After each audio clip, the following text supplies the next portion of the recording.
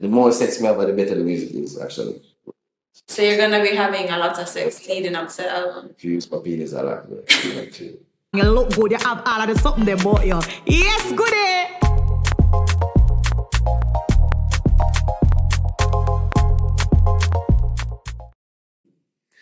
Hi guys, it's your girl Renee from the Goodgal Podcast, and I am here with none other than the amazingly talented singer, songwriter, entertainer, everything, Mr. Kranium. What's going on? Hi. You alright?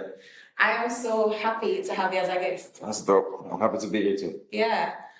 I want to get to know you. I want to get to know who is Kemar. You know, a lot of people know Kranium, but I want to know Kemar today. Let's do it. Let's do it. Okay. So I know that I was doing some research on you, and I know that you were born in Mobile and, went to the US when you were 12. Correct.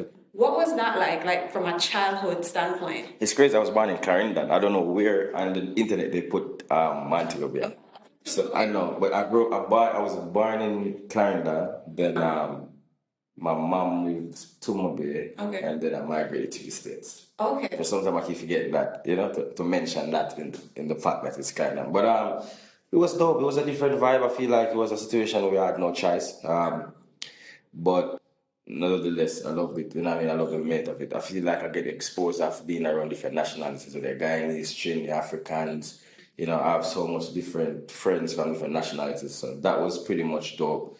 And I moved in a very unique place in New York. Because when I got to New York, I started living close to Roseville. And that's like close to here. Were you not in Florida first, or did you? Actually, no. I moved to New York first. And then I went to Florida for, I think I did 2 years in high school in Florida.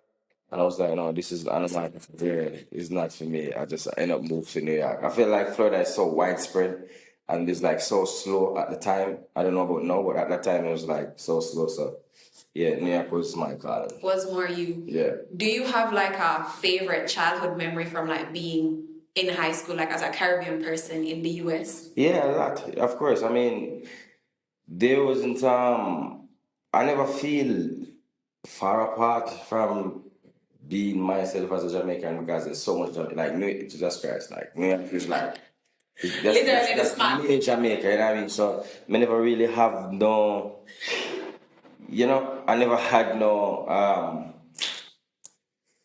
what's it called? Where?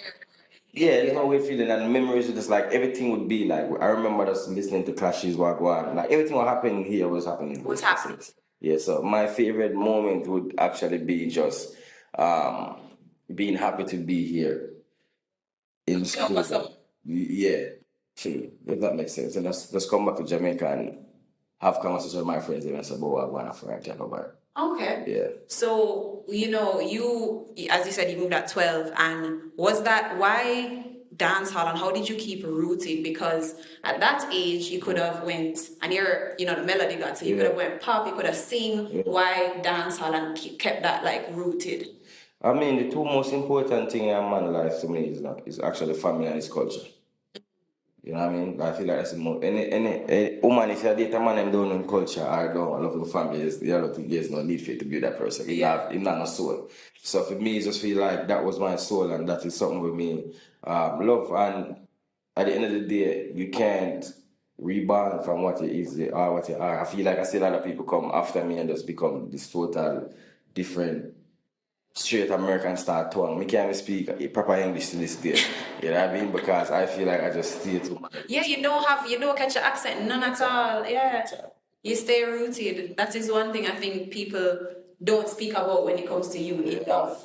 Because you come on the scene, like even when, nobody has to know Kimos and you had that breakout hits, when you do your interviews, it just sounds like straight Jamaican. Yeah, and it's really, and it's an amazing thing because to be a dancehall artist to break from the stage, which is like never happened before, I feel like it was an eye-opener for a lot of people who was there and who, most people who come to America, like I have a lot of artist friends in the States. So when we see them, it's like, brother, like my conversation always been, you have to be true to yourself and don't try to fit in with people, man. Because anybody would know me knows that I don't really care about people. Since I'm just do my things. Do you want to? Yeah, so I just feel like me being myself and just want to say, yo, no matter what you say, I find a good word. You know, where you are until the day.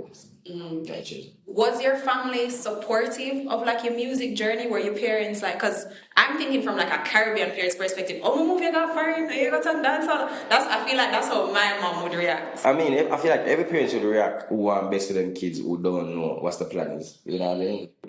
I wouldn't want my kid to feel like, say, him gonna tell me what I want to do. So early I feel life, if that makes sense. So I feel like the pressure of, what I do? What kind of, that's a dancehall music you are saying. You know, like there's different things that you hear from, you know, and I grew up in a very strong Christian home. But my mother is more like a free, because I grew up with my grandmother in Jamaica. Okay. And then, of course, my mother guided me a fire, but my mother like straight artistic. Yeah, I know, man, you know, hear that. So my mother, she was more or less on top of like, don't do music. She wasn't really like that type of person. Just more like, yo, what I do, you know? Yeah. So, yeah. Did you have a plan B? Like, what were you doing even? Was it just always music, or did you have like a job, or what was your plan B? Listen, let me go find a rich white woman, a rich old black woman that take care of me till I'm old, you know? I just feel like, say, I just, yeah. I just feel like that. You're not one of those jobs. Nah. Nah, I was gonna be in the army actually. I was gonna actually go into the army, yeah. I showed it to my friend in the army. I have a couple of bridging well that went off in the army. I actually went to sign up at one time and just turned back. Seriously? Sir, I went to the recruiting thing. I never forget Jamaica Avenue, right across from Vim. Anybody who knows Jamaica Avenue know exactly what I'm talking about. Right across from Vim, there's a recruiting place right there. I went there one day and I just couldn't go upstairs. It's crazy. I just couldn't do it. And I lose one of my closest friends because we all planned it to do it. And it's weird. This is a crazy story. Sidetrack. I allegedly had a show in Dubai, landing in Kuwait, and they had a sandstorm. And the sandstorm ended up making the plane doesn't take off. And I was supposed to be in Dubai for, I think I was doing One Africa. And it's so crazy. I haven't spoken to this man in probably like 12 years. And when everything happened, for some weird reason, we're booking to the man. Like, because it's basically, no, in Kuwait. Yeah, while I was at the airport. So how was that interaction like? Was he happy to see you, or was he? No, it was more like, it was text. Actually, it was text. I posted a picture in my story. And I guess, obviously, we have mutual friend. And see, I said, yo, look at Kranium there, Kuwait. I said it to him. And I saw we talk, I must have really nothing. No, right, but like, good. Because we was stuck there. I mean, just imagine that country, nobody speak English. So all of we look at each other like idiot, like, better way I said, we need to leave. And it was a weird experience, but yeah, shout out to him still. Okay, nice. So I can't see you in the army at all. That's a good thing about it. So you spoke about like lessons and all. What was that situation? What was your biggest lesson or failure then, or whichever way you want to put it, since you've been in the industry just far, or leading up to getting to where you are now? Biggest failure? Yeah. Me as a man no pre things like that, you know, to be honest with me, I was different human being come on to thinking about failures. I don't even think failure exists in my world. I don't look at any of those type of things. I feel like for me I have obstacles. Obstacles, okay. I feel like me being a dancehall artist from America was never really accepted in the beginning. It was more like, I want to find you. You know, I feel like it was more like that. And I feel like there's a lot of people who don't even know what I look like in dancehall. To be honest with you, a lot of people don't know ever see my face because I don't really. Yeah. That wasn't my mission. Wasn't to come and try to fit in or try to be something I'm not. I feel like I really want to represent every artist from France. So my obstacles would be representing dancehall at the highest level that is overlooked sometimes. Like, I don't think people realize the level of success. That is actually one of my questions to you, because I'm not sure if like you feel like, as you said, you don't get the respect. Do you feel like you get the respect you deserve in the genre? You know what it is? I don't think it's a risk. What's the way to put it? It's like, think about this. Is when it comes down to respect, I don't get the glory. As people like me, friends say, "Dad, I think you're underrated," and I'm like, brother, if I understand one thing, when you come into American market, or the Caribbean market, or the UK, Africa market, they know who Kranium is. Yeah, like, true. These people know almost every Kranium record, right? When you as an artist, like from the state, like me, break, and my focus wasn't try to fit in. You're not seeing the clocks. You're not see me. You're not see me. I try. Your own swag. Like, me, I try to be what me know. So it's like there's a disconnect with what's going on in Jamaica compared to what's going on foreign, because I never really come here to like push something that I don't think I fit in. Yeah. Does that make sense? So the love that, so you're saying that the love that you get is more in Jamaica is more organic. It's more organic. You're not trying. It's not like in the US where you're pushing a record and it's organic. It's different way you work record in America than here. So it's not like say they don't respect it, they know. But it's like if you're not in somebody's face all the time, what am I gonna know? Yeah. And me as a man, like I sold gold in America, sold gold in UK, sold gold in Canada, but you know, sitting on the papers. Yeah, true. Me not there, no media run. So me can't expect and feel bad when people say, Kranium, bro, I even know say, I say, look, I can't feel no way because I never take up that thing with me. I come here and say, I go do interviews all the time. You know, the mix and me the mix with media. I'm not even a media man like that here. I don't really get that problem. Me not go clout. It's not a clout man. Like come on to me not go date that one to forget the argument. Then me not go do this forget. So it's like.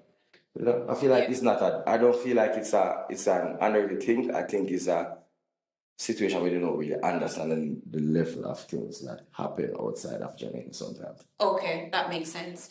I've seen you say that you don't just release. You have a lot of records that you record, but you work a record. Yeah. Where did that strategy come from and why? Because I feel like it's the opposite nowadays where you see everybody just trying to really. Do you still have that strategy? Yeah, when I see the check with nobody that's compared to a buy where you want to buy, my brain changed completely. You know what I mean? Because it's different. It's a whole different. So when me go past and say buy where you want to buy, like the whole place just lift up and the forward is sweet. But when you look on the check, it's like, but and then not only that, I understand. So, to me, I must say this plain and simple. I feel like some artists are not real bills. I feel like they need some real proper bills. I feel like them when a man do a show a Friday at 7,000 or 10 grand.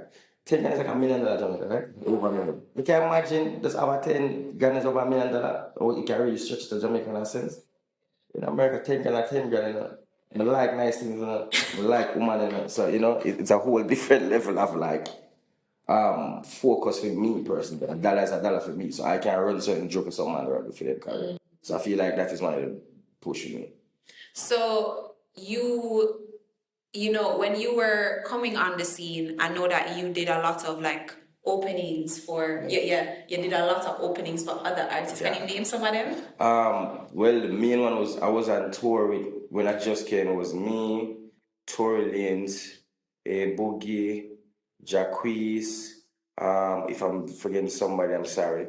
But I did a lot of. And matter of fact, when I talk about this, I laugh and thinking about it now. I used to get like $500 a night for each show. I swear, we did 80 shows across America. 80 shows, $500 a night. I'm have to buy gas, I have to rent a car, and I have to pay the hotel. That's it. I'm saying that some hotel that never know exist in America.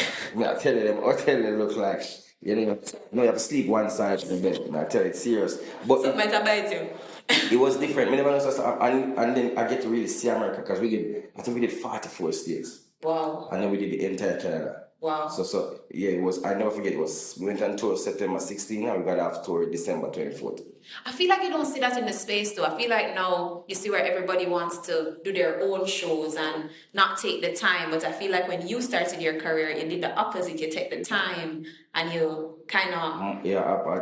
I was a good listener. I feel like I was always a good listener. And like management was... there's so much more that I think I could have done. And I feel like there's so much more that to accomplish, obviously. I feel like we don't know where we need to be. But there's a lot of steps that need to be taken as an artist to really understand the art of being what you want to be. It's bigger than what we think it is. And some of the time, I feel like some of us don't get opportunities because sometimes managers want to be artists. Yeah. So that gets in the way, and then sometimes artists think they deserve more, which they do, but it's just like it take a process. So Yeah, I never skipped a step. I swear to you, I've never ever. Sometimes I see some man just bust on the first class and I say, wow. Me remember me used to be at the back of the plane. Then me start off from the back of the plane till me start request window seat, till me start request premium economy. You know what I mean? Step by step, every step of the way. You go through every step. Yeah, and then I had one record for like 3 years. So I go through the phase of everybody saying I want that saying Yeah. So and then to be honest too, I remember I actually, it's funny, right? So when Nobody Has to Know like went big, I had friends in New York who were playing that before. Yeah, so I mean, that record was about what, 2013. So it was a couple years before it even. 2015. Yeah. So 3 years before anything. You have to humble yourself. You have to. So you did just believe in that? Yeah. I knew exactly what I had. Like, me know this is going to change my life. I know for a fact I'm going to buy 2 hours after this. I swear to you. I don't know what it was, but I just knew that this record was different. And I remember at the time when it came out, there was no other song in the space. There was none. The last big record at that time, I think, if I'm not mistaken, was, what, No Games? Yeah, probably. Yeah, I think it was No Games, because it was Egyptian only first, the No Games, so that was it. And what I learned was that, and I wish anybody sees can understand that, dancehall in the States is not priority, it's a flavor. So I realized that we had a priority of flavor. So me just say, all right, R&B are in a place, this are in a place, all right, boom. Let me drop in my little spice. So you just drop in your little thing at the time and say, this is my space to till this day, just flavor. So looking at, with your understanding of the business and how you work it, what do you think about the current state of like dancehall and music right now? And recently, the BCC actually, the Broadcasting Commission, banned certain type of songs, which kind of target the new dancehall, the chopper songs. Like, how do you feel about it? Well, to be honest with you, my take on that is that people are going to try dictate what people listen to, which should not happen. You know what I mean? I've seen more shootings in videos and movies more than me in a song. Does music have an effect on the way humans react 1000%? Because if me in a sad mood, I may hear a song, it might make you cry, depends on where you go through, so it's definitely effective.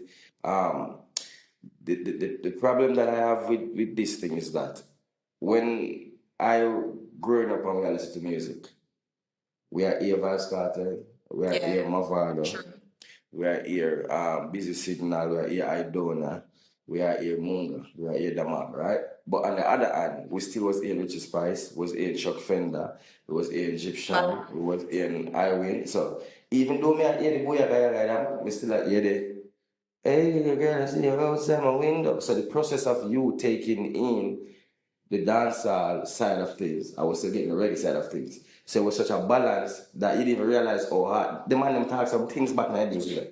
Let's be real, you know. The man them talk some things, you know.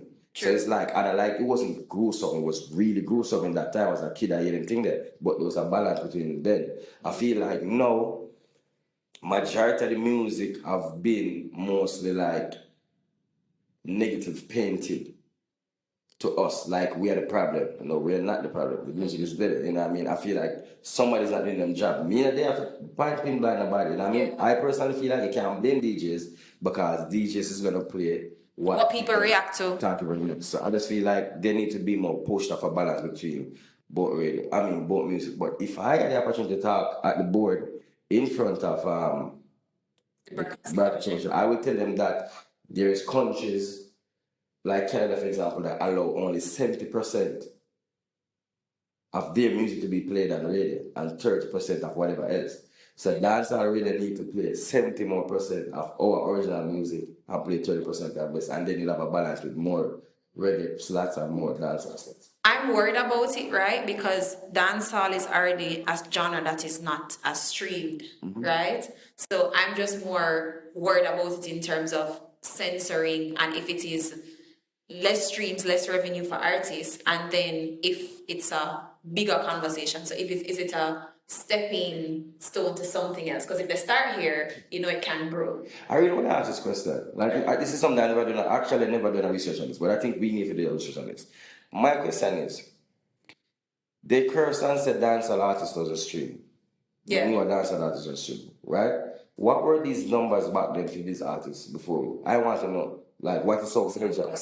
Like, who did I sell gold?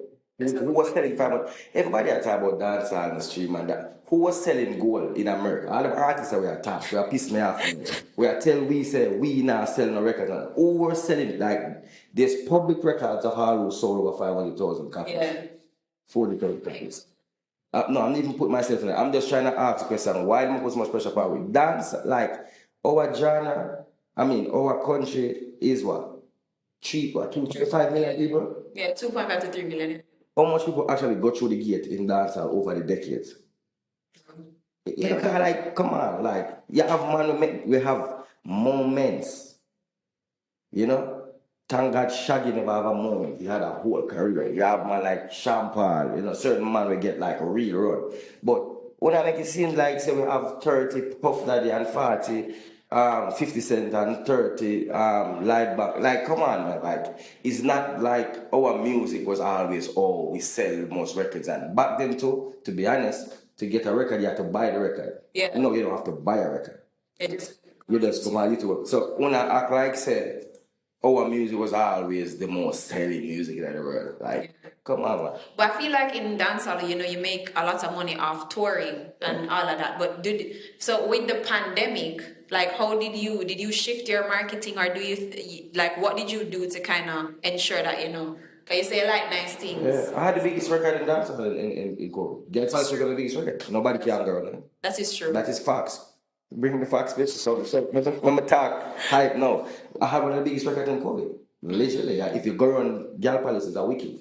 Yeah. He's a wicked person. You know, Yeah, you cannot draw. It's one of the biggest, if not the biggest record in COVID. So you just let your record run as you do for them? I just knew that this was the time because I knew breed that people are coming. I mean, we should be a part of this conversation. Like, I see it happening. Like, what happened was when COVID happened, is there's a big shift that happened.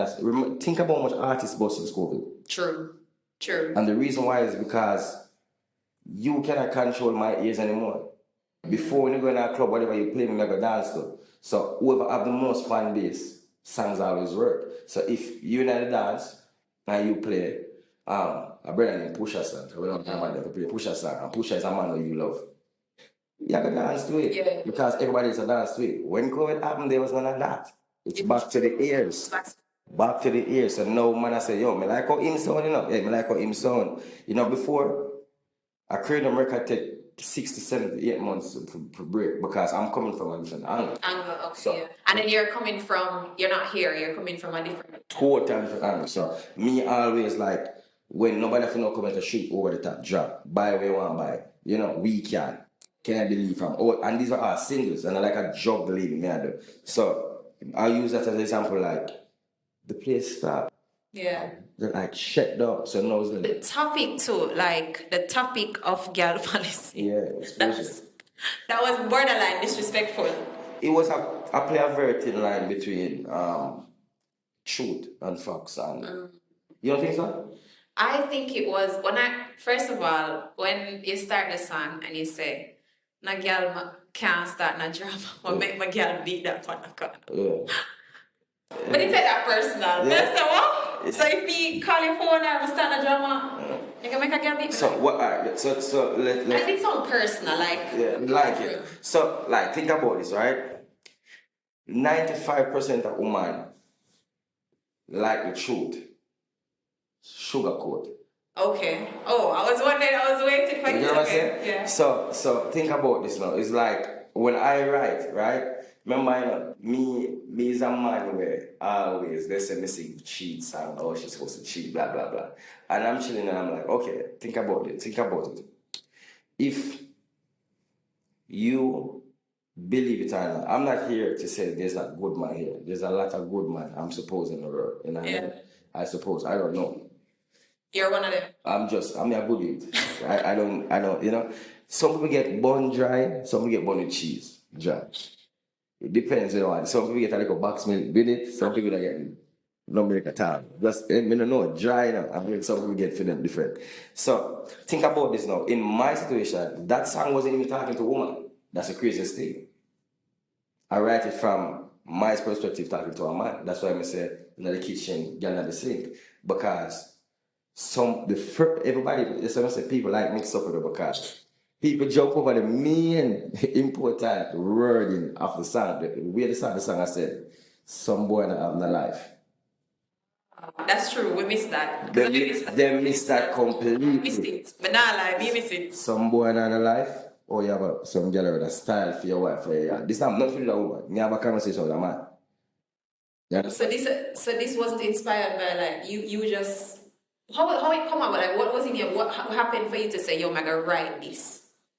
Because if you say you're speaking to a man, is something happened to your bridging? Like no, it was a situation where I can't really speak on it, to be honest with you. But it's a situation where I just felt like there needs to be a borderline in between. Because my mind, enough relationship is saved enough. Yeah. Enough relationship is saved in the sense of what me I say is like means I feel like I come from earth at one point, feel like make sure that everybody's happy. You know what I mean? So if I'm not doing job more time, I just can't make a bag of talking. More times someone come, say the boy wicked, can't be saying that and then I say, alright darling, I'm gonna link it, baby. Yeah, I'm gonna start with the situation. But I tell you that now. you're safe, you're doing some economic work. I feel like when the time is said and done, I think I'm gonna be the only one who walking a medal up there. Yeah, I tell you, trust me, because I'm doing job. Medal of Honor. Medal of Honor. Yeah. So you said you don't like the word search. I don't like research at all. Why? I don't feel like nobody deserves to be called a search. So it's just bare means you have. Yeah, and I don't think it's not just. I don't even think it should be a thing where search just sound cheap. You know, just sound like. So what do you call your? Firstly, I'm Singlish, by the way. You're single-ish. Yes. No, but you're confused, Kranium, Oh, because your new single with Queen Naija, Without You. Mm-hmm. First thing I started the song and saying is I'm sorry. So it did sound personal. Like when me hear the song, you know, me I say, oh man, Kranium change. It's a different man it grew up, because the Kranium me know in a weekend nobody enough to know, can't believe. We know how you stay, so me never yet think you know nobody. We think that clear. But then without you, it's different, right? So you're saying you're Singlish. English. I thought you were sorry though. Yeah, but you can't be Singlish and say sorry. I feel like everybody can be hurt. Emotions are high sometimes, run high. You know what I mean? Like, do you think somebody can love 4 or 5 people at once? Or do you think only can love one person at once? I think you can only love one person at a time. That's what everyone thinks, but I don't think so. So your love can share. I'm not saying that. I'm just saying I think there's a situation where in life sometimes, you know what I'm saying? It's a saying, it says sometimes do the wrong things for the right reasons. Expound. I feel like there's some things that you do that you don't necessarily want to do, but you do it because it feels right.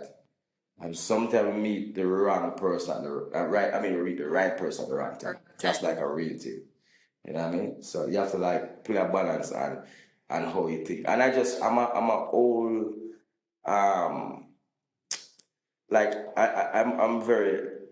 I like to watch like old documentary. I'm a very documentary person. Okay. Old school stuff. So you like history. I like history stuff. So like if we go back in the history of time, not to get too deep, but if you think about it, we not own nobody, you know. We not own nobody not own me, you know. Oh, so if you think you say me coming a price tag, it's sad. No, nobody not own me. So in the sense of like, if me I gonna be happy, me I gonna be happy. Yeah. I don't feel like nobody should. Me not like inconvenience, I'm not inconvenience. So once it starts stressing you out, you just God going to come some look my life, you know. But if you think about it, it makes sense though. No, but then you know you've always been so private with your life. Very, very, very. I think I see that it's very intentional and purposeful. So there is no point where we'll see, you know, like Kranium getting married or no, never. I think that you're married, you never know. You know what I mean? You never know. But I feel like me not on the clown behavior, and there's certain things that clown behavior. You know what I mean? Very clownish behavior. I feel like not being married ain't nothing wrong with being married. Ain't nothing being with saying this is the person I love. Ain't nothing wrong with loving a woman. You know, I feel like some man feel like say, it's a crazy thing to love a woman, like you're sick. If a man show emotions himself, like that's so dumb, you know what I mean? But as far as me is concerned, I feel like surety is key for me, you know what I mean? And me not like embarrassing. I lay up, you know. So ain't that foolish. You're a fire sign. That makes sense. That makes sense. I'm a nice guy though. Any woman ever dead, ask them. I'm a very nice guy. What do you look for in a woman? Like, what does Kranium say, yo, like, look for in a woman? Vibe, personality. Like, you can't do nothing too serious. I don't like women who are too serious. To get me too, I'm like a strong mind woman. But you can't take everything too serious. Some people, I don't like sensitive, too sensitive. Like, me see a girl, I'm like, damn, she's sexy, I don't feel something like that. I'm not supposed to say it out loud in front of that girl, but I'm not supposed to feel. And, like, some woman, like, I've talked to a girl one time, really like, like the man girl, the girl. You don't really like Yeah, I'm like her, I say, she give me a vibe. Go up with the girl one day, I don't remember what I said to her, and she said, oh, you're gonna look on the girl, and I said, the girl is sexy in front of me. And I said, but me they say it loud, and I said, no, the girl is good. And she get really bad, like me, I said, yeah, that's insecure to the point where, like, I understand where she come from, but then me realize that this not going to work, because, especially a man like me, but me see some hot woman in this world, I've been around, maybe to 6 continents of my life, and see some hot woman, And it's like, sometimes, I don't know who I'm just like, damn. Yeah, that look good. She look good. She look good, and she just take it personal, and I say, all right, manage one another work. Where's the, like, hottest woman from, like... Yeah, wait, but that's trouble. No, tell the truth. All right, me tell you the thickest that I want to see. Yeah. Ghana. Them feel like imagine cement soup, that's why. Tanzania, like a gunpowder juice, them I drink over the stuff. South Africa, girl, them hot. I like the girl in Israel or Palestine, because sometimes I get trouble to say Israel or Palestine. But them smoke my cigarette for me, so I never too like that. But they look good. But Ethiopia has some beautiful woman.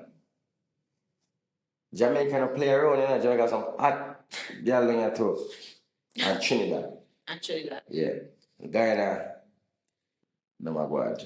No, but we have to know the number one. We have to know. We can't say number one. But if you thickness, Ghana. Beautiful. I feel like all women are beautiful in the world. Oh, please. Who is your, like, no, but then who have you dated the most of? Is mainly Caribbean women that you think? Yeah, I've dated Caribbean.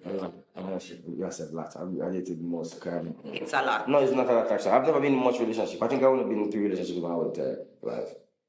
3 relationships? I think so. But they did long. Them did long? Yeah, long. But then you know what's funny, right? You were on another interview like 6-7 years ago that I dredged up, and you said you don't date. You said you don't go on dates. No, I was saying I still feel that way. Like I don't like the generic term of date. Okay. I feel like it's supposed to be a situation where we say we are go hang out or we'll have vibe. I don't like the word date. And the reason I don't like the word date because if I really want you, I'm not gonna play the game. Play the long. We get up and say so. I'm saying if somebody really wants to play the game. Oh, okay. So if you know that I like dates, you just have got. You know what I mean? It's so stupid. Rather than you just say, where you do let's link up or you got a park or you go on movie or you go on dinner. But like for you, go out say your way. You meet you and say you're going to do dates and then you make me play the game of. Remember I make you buy the nicest cologne in a Louis Vuitton, get a nice outfit, buy 3 of them put on and just say yes, if you cheat, get them up and bring it to the restaurant where you want. But you're not gonna be yourself. Yeah. Right? I feel like there's such a big information from and what dating should be. Dating should be an atmosphere where you feel comfortable in a space. Yeah. You don't have to be, me I got dinner. So what is Kranium's ideal date? It can be anything. You can't just say, we are them, okay, my computer. I would go at the park or especially in New York, there's so much spots where it's like beachfront, the park up and well a vibe. It can be a situation where you're in the mood to eat some food. That's happened that just meet us at the store. It can be brunch, you not have to be 6-7 o'clock. Because some people generally think say dating is, I come get a 6 o'clock. So you're saying that dating is just what you make it and just getting to know the person. That's it. In whatever situation and circumstances that fits you best. Okay. Yeah. Well, we have some listener questions. No problem. So some people sent in some questions. I think you answered one of them. Okay. But when are we getting the album? The album's supposed to be done in the next. I don't know. I would say before the year ends. Before the end of the year, we're getting our Kranium album. You know the title? Into Deep. Into Deep. So it's gonna be nice. Yeah. The more sex me about, the better the music is, actually. So you're gonna be having a lot of sex leading up to the album. If you use my penis a lot, bro. With one person or multiple persons? No, man, that's one person. You know, I need inspiration. Once me find somebody inspire me, that's all I need. Yeah. Oh boy, when you say make a writing song. The second question, would you do a label to help out young artists? 100%. I feel like that's gonna come in time. Nothing is forced. People are saying, yo, we're not signing artists. I'm like, brother, come on. I'm not trying to figure out my thing right now. Yeah. You know, I feel like and there's so much things to learn. And taking up a label is like having a child. Yeah. Like if you really care. You have some man who care. I tell you, I've seen some man with some managers who don't care. So it's like a caring thing for me. And I'm very passionate about it. Anything I get myself into, I'm passionate about it. You're doing it properly. Yeah, so I don't want the responsibility of somebody's life. And I feel like if me pick up an artist for help, that's somebody's life, you know? Because I feel like if you manage Kranium, it's like more your business about my future and what my kids are going to live off of, and you know what I mean? Stuff like that. So I got to take it very serious. And I don't feel like I have that enough patience. Right. Yeah. Okay, and where do you see your career in the next 10 years, and what do you want your legacy to be? One, I don't have any plan for the next 10 years in the sense of, I don't plan on things. I feel like plans are limited. Yeah. I feel like when you plan things, you're limited. So if you want to make $10 million in your brain, you're going to make $10 million. You're going to make $30 million. So I do everything to the best of my ability, and whatever I deserve from that, I'll get. And as far as legacy, I just want to be remembered as a brave youth that take on dance and music from America and open the doors to many more. Yeah. That's nice. Yeah, man. Well, thank you so much for being on the Goodgal Podcast. I'm excited. And it was lovely to have you. I have a gift for you, actually. Yes. Jesus Christ, when I get gift, you know? Yeah.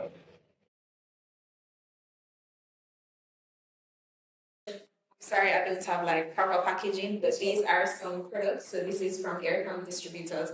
It is a local Jamaican skincare, beauty, everything brand. So it's some scrubs, a scrub. Scrub is a girl. Yeah, so it's a very nice product. Thank you so much. Thank you so much for I appreciate it. Cast. I appreciate you. Yes, ma'am. All right, guys.